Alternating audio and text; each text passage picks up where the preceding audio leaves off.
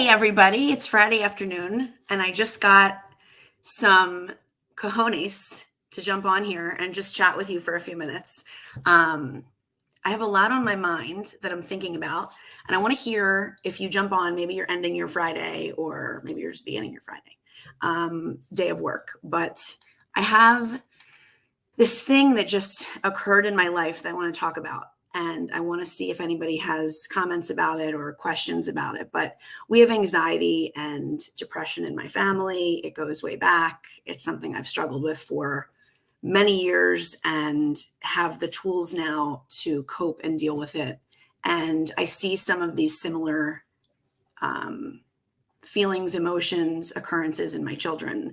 And you have to be super careful when you have something like this in your family from one or both parent. And you need to watch your kids. I mean, you always have to watch your kids, but you really need to keep an eye on your children when there's mental health issues in your blood. So we're dealing with a little bit of that lately. But I was just talking to my best friend, and we were talking about our kids and how they're both, some of them are suffering and what they're dealing with, and how, it's so hard to parent during these times when there's technology is so prevalent, and you don't know, are they really depressed? Or they just not want to go to school? Like, what's really happening? Is this a real stomach ache? Or are they just saying, my stomach hurts because they don't want to go to school? Or why don't they want to go to school? I mean, when you're 11, 12, 13, like, I just remember wanting to go to school. Like, I loved it. And to see kids not want to go is just, it's a lot to handle. And plus, my people that have been following me, my heart and the kind of heart that I have. And I just it just breaks when my kids aren't happy. And I know it's not my job to make them happy. It's my job to keep them safe and healthy.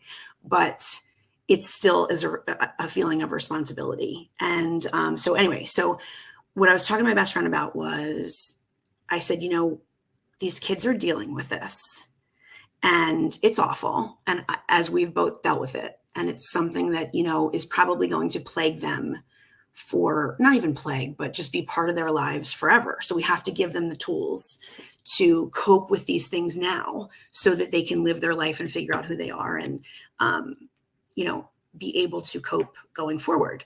And I said something that just came out of my mouth that I wanted to hear. I don't know if anybody's going to jump on because this was a total impromptu, but my feeling is like, that they're at this age, like tween and teen, they're battling with this because they're figuring out how to deal with these gifts. So I know that these are struggles, and I know it's, sad when someone has depression or anxiety. It is, but take it from me, it's also a gift. And it's hard to look at it like that sometimes. But if you take the lens and you turn it around and you look at the situation in such a way where you say, yes, this is going to make more empathic, warm, loving souls out of these kids, because they understand what suffering feels like. They understand what it feels like to not feel right, to feel like an other. They get it. And it's going to make them better people. And it's a gift to feel. That's the true gift. That's the message that I felt like I needed to jump on and tell you. It is a gift to feel. And there are so many of us that go through life numb, or trying to numb, which I've done in my life, and not appreciating the gift of feeling, because feeling bad is yucky. Feeling sad is yucky. Feeling lonely is, I don't want to feel lonely ever, right? But truly feeling in your heart and soul, all the spectrum of feelings: sad, happy, joyous, glad, excited, depressed, anxious, the whole gamut of feelings is such a gift. I mean, if you went through life numb, which many of us do, it's no way to live. I mean, you all know, if you've watched me or listened to me or read anything that I've written, I mean, it's etched on my wrist. Like, that's how important love is to me. Like, to feel love, to be loved, to love another, to feel what that feels like. There is no, I could cry talking about it. There is no greater feeling than the depth of love when it envelops you. There really isn't. So if you are struggling with anxiety, depression, generalized anxiety, constant sadness, even, moodiness, whatever, just remember that there's a flip side. There's another side to look at this, that's actually a gift. So you're feeling, and yeah, there might have to be medication involved. There might have to be therapy involved, all of those things, but you have the ability to feel. And that means that you have the ability to feel the joy and to feel the excitement for life and the zest for life. And there are so many of us that don't know what that feels like because we're scared to feel. And then I have clients and I have people in my life who are learning for the first time how to feel. And it's beautiful to watch. It's sometimes scary to them and they might not like it because feeling for the first time in your life is a shock. But feeling is everything. And loving is everything. So if you're somebody that feels like you've been numbing to avoid feeling, I'm here to tell you, I've done that, and this is a better way. So if you struggle from anxiety, depression, anything like that, there is a gift in there. There is something to be learned, that you have this ability to feel the feelings, to be in your feels, to understand what it feels like to truly love and believe in love. And there's nothing better. And I feel like there's this concentration on depression and anxiety as so bad. And yes, it can plague you. And yes, it can be a terrible part of your life, but there's another flip side to that.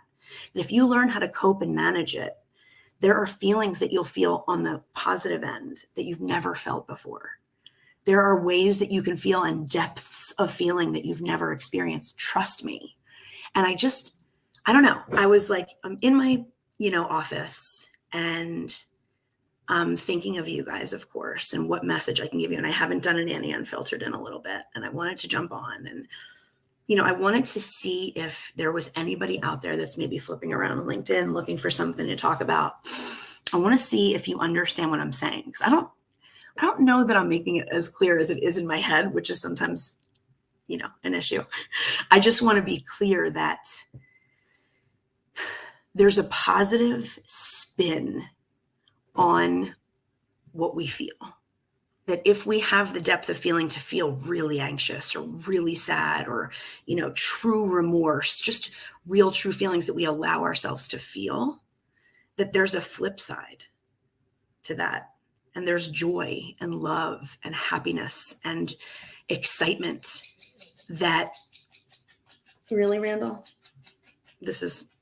we know this is part of what I deal with, but I don't know what he's doing. There's a flip side. And so if you're one of those people that has had these experiences or even is in an experience right now that's uncomfortable, that's, a bad feeling. Like I used to think, sometimes I still do, like, I can't be lonely. That's a horrible feeling. I want to stop being lonely right now. I need to call someone and get together with them. But like, if you just sit in it, and I realize that like, I have the ability to feel that loneliness because I have that ability to feel the joy that I can feel. And it is a gift. And it's a gift to others that I can understand them and why I heal people every day and why, I believe I'm doing my life's mission because of the depth of my feelings. And so many times in my life, I sat there and I thought, I don't want to be me. Why do I just talked about this to a client like 2 days ago. I was like, do you ever feel like what I'm hearing you say is that you're feeling like you just don't want to be you? She's like, I felt like that my whole life. And like, that's such an awful feeling that you don't want to be you. Try to flip that around and understand that if you're feeling these feelings, you can sit in it, go through it, and come out the other side, and then feel the other depth of feeling, which is like that love and joy and happiness. It's possible. We don't all have to sit and suffer alone. Know that I get it. I've been there. There's very little that I feel like I talk about that I heal with people that I haven't experienced myself. I mean, I get it. I get being plagued with depression. I get being enveloped by anxiety and how that affects your life. And then I also get coming out of it and what that looks like and feels like. And I had a mantra when I was in this dark place, like back in 2015, 14. It was do something different. And as simple as that sounds, it got me through and can still get me out of a little funk today.